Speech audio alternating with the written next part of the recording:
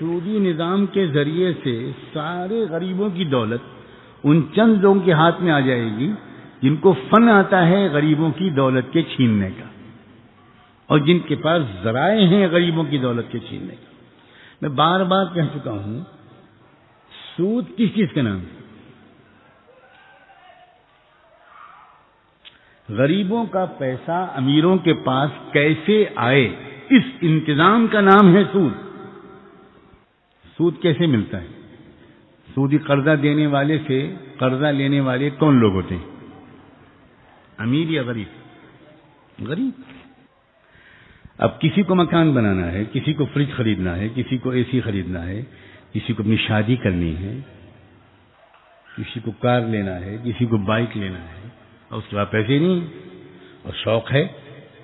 ایسے بہت سے لوگ ہیں کہ جن کے پاس چادر تو ہے 1 گز کی، شوق ہے 7.5 میٹر کا،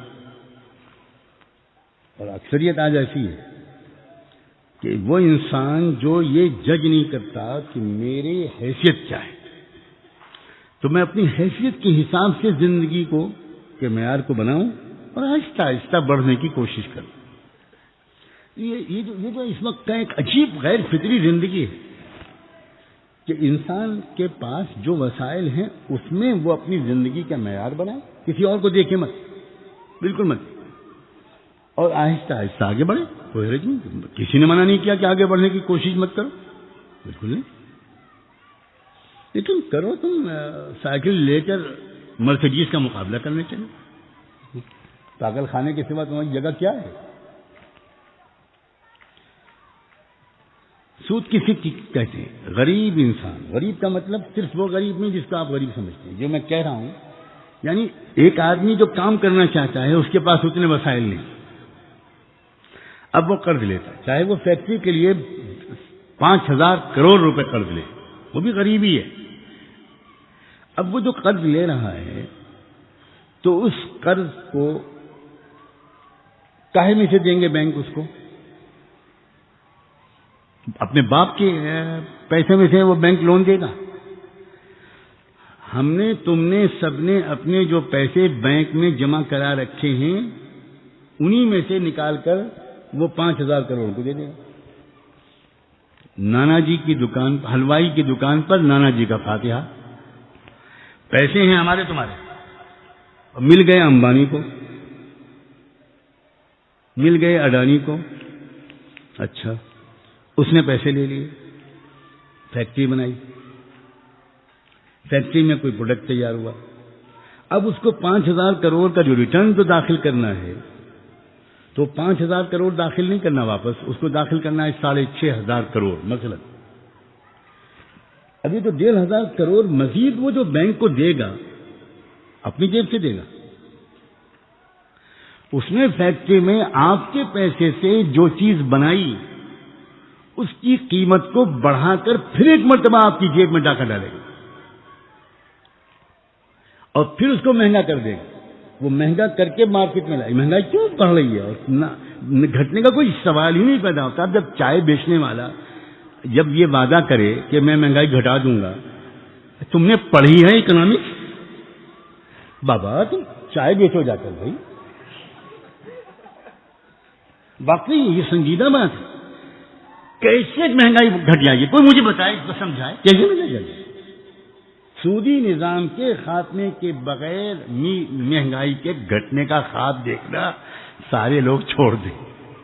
آج اسی پر توبہ کریں، جب توبہ کرتے ہیں جب یہ امید نہیں کریں گے کہ مہنگائی ختم ہو جائے، ختم نہیں ہو سکتی۔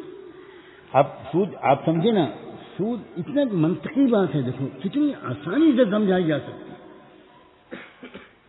پیسہ ہے عوام کا، پہلے انہوں نے کیا کیا، سب کے پیسے بینک میں رکھنے کا رواج ڈلوایا، چوری کروائی خود۔ ہاں یہ سمجھ لینا چاہیے،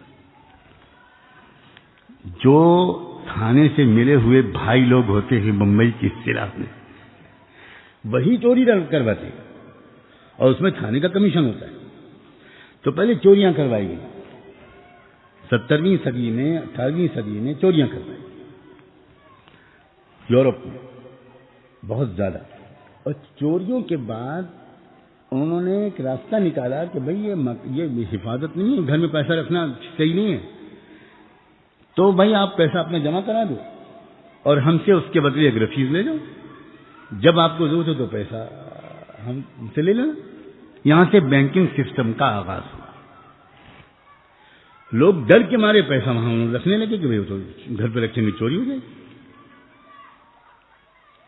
آج انکم ٹیکس کے قانون ہلکے ہو جائیں تو کوئی بینک میں پیسہ رکھے گا؟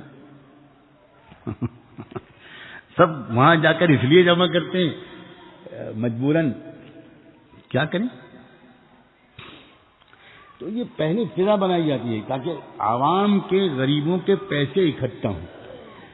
اچھا، اب یہ جو عوام ہیں، یہ جو جن کے پیسے ہیں وہ مانگیں گے قرضے تو کتنے مانگیں گے؟ تھوڑے بہت، کوئی 5,000، کوئی 10,000، کوئی 20,000 کا قرضہ مانگے گا، کوئی بائک کے لیے مانگے گا، کوئی کیا کے لیے، یہ تو بہت معمولی چیز۔ اور دولت ہے ہزار کروڑ، تو ہمارے اور تمہارے پیسے میں سے دے دیا جائے گا چند بڑے بڑے سرمایہ کاروں، تاجروں کو، اور ہمارے پیسے سے وہ کما رہے ہیں، یہ سمجھ لینا اچھی طرح۔ اور اس کے بعد واپس کریں گے وہ تو ہم سے ہی وہ بڑھی ہوئی قیمت لیں گے۔ ہم دو طرف سے مارے جا رہے ہیں، ہمارے پیسوں سے وہ کاروبار کر رہے ہیں، اس کے بعد چونکہ ان کو واپس جو بینک کو کرنا ہے تو ان کو جتنے پیسے انہوں نے لیے تھے اس سے کافی زیادہ واپس کرنا ہے، تو وہ زیادہ جو الگ سے ملائیں گے وہ ملائیں گے چیز کی قیمت بڑھا کر ہم سے، وہ مثلا اس میں لاگت جو آئی، اس چیز کی جو اصلی لاگت تھی، اگر سودی قرضہ نہ ہوتا تو وہی مال بازار میں آتا مثال کے طور پر 2,000 روپے، لیکن چونکہ اس کے اوپر ان کو مزید 15 روپے ملانے ہیں تو 2015 کا ہو گیا۔ اب جب اگلی دفعہ پروڈکشن نکلے گا تو 2015 کا نہیں بک سکتا، کیونکہ دوبارہ ان کو قرض لینا پڑا اور دوبارہ ان کو اس میں منافع وصول کرنا ہے، تو وہ جو بڑھتے ہی چلا جائے گا۔ ہر سال جو ہر چیز کی قیمت بڑھتی ہے وہ اس وجہ سے بڑھتی ہے۔ تو سودی نظام کے خاتمے کے بغیر خوشحالی آ ہی نہیں سکتی۔ اب یہ ہے وجہ اعجاز قرآن کا، نبی امی صلی اللہ علیہ وسلم کا، کہ وہ دنیا سے غربت کے خاتمے کے لیے کھڑے ہوئے تو انہوں نے غربت کی اصلی وجہ کو ختم کیا، اور جب تک اصلی وجہ ختم نہیں ہو پائی تب تک سود کو حرام نہیں کیا۔ سوچو ذرا، کیونکہ ایک ہے سود کا نظام، ایک ہے زکوٰۃ کا نظام، ایک دم آمنے سامنے۔ اسلام نے کیا کیا، قرآن نے کیا سکھایا؟ قرآن نے یہ سکھایا کہ اپنے جو تمہارا مال ہے اس میں سے جو تمہاری ضروریات سے بچے اس کو اس طرح خرچ کرو کہ معاشرے کی ترقی ہو۔ صرف زکوٰۃ صدقات نہیں، بہت بڑا رواج ڈالا اسلام نے قرض حسن کا کہ تم قرض دو۔